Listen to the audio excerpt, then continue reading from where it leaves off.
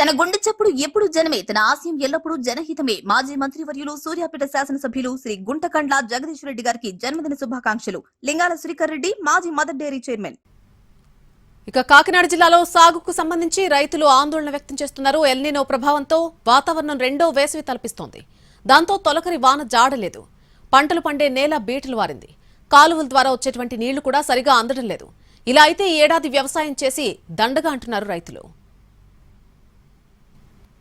El Niño ప్రభావంతో కాకినాడ జిల్లాలో రైతులు తీవ్ర ఇబ్బందులు పడుతున్నారు. మామూలుగా జూలై 3వ వారం వచ్చింది.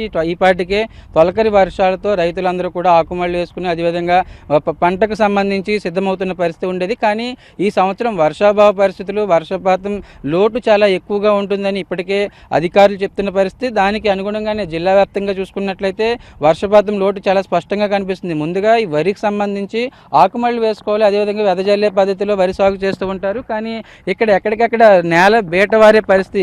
ఇప్పుడే స్టార్టింగ్ స్టేజ్లోనే ఇలాగే ఉంటే ఒకవేళ పంట వేసిన తర్వాత పంట కొద్ది నెలల తర్వాత దాని పరిస్థితి మరింత ఎక్కువగా ఇబ్బందికరంగా ఉంటుందని రైతులు చెప్తున్న పరిస్థితి. జిల్లా వ్యాప్తంగా దాదాపు 80% ఈ రైతులు వరే పండిస్తారు. ప్రత్యామ్నాయ పంటల వైపు చూడాలని చెప్తున్నప్పుడు కూడా వాతావరణ పరిస్థితులు, అదేవిధంగా పక్కన ఉన్న మిగతా పొలాల్లో ఉన్న పరిస్థితులు, అదేవిధంగా ఇక్కడ ఈ ఏరియాలో మిగతా పంటలు పండే పరిస్థితి లేదని రైతులు చెప్తున్న పరిస్థితి. ఎక్కడికక్కడ పంట పొలాలంతా కూడా ఇదే పరిస్థితి కనిపిస్తుంది.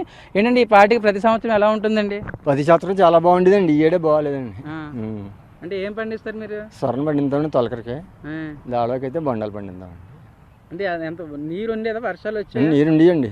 ఇప్పుడే తక్కువగా ఉంటుందండి నీరు. ఇప్పుడు ఈ ఏడే ఇబ్బందిగా ఉందండి. ఏటా బాగానే ఉండేదండి. నీళ్ళు లేకపోతే పండుద్దండి పంట? నీళ్ళు లేకపోతే ఎక్కడ పండిద్దండి? పండదండి నీరు లేకపోతే. కాలువలో చెరువుల నుంచి కాలువలు కట్టుకోవాలి, మాపులు పోలు నిద్ర లేకుండా కట్టుకోవాలండి. సరిపోతాయి ఆ నీళ్ళు? చాలమండి. ఇప్పుడు వర్షాలు లేకపోతే తక్కువ వస్తుంది. అంటే ఎక్కడికక్కడ నీళ్లు బేటలు ఇప్పుడు ఇంకా అందుకే తడకండి ఎలా ఉన్నాయి. ఇప్పుడు ఇంకా తడపలేదు, రోజులు ఎడతలేదండి, నీరు రావట్లేదు వీటికి. అంటే వంతుల్లో వస్తాయండి?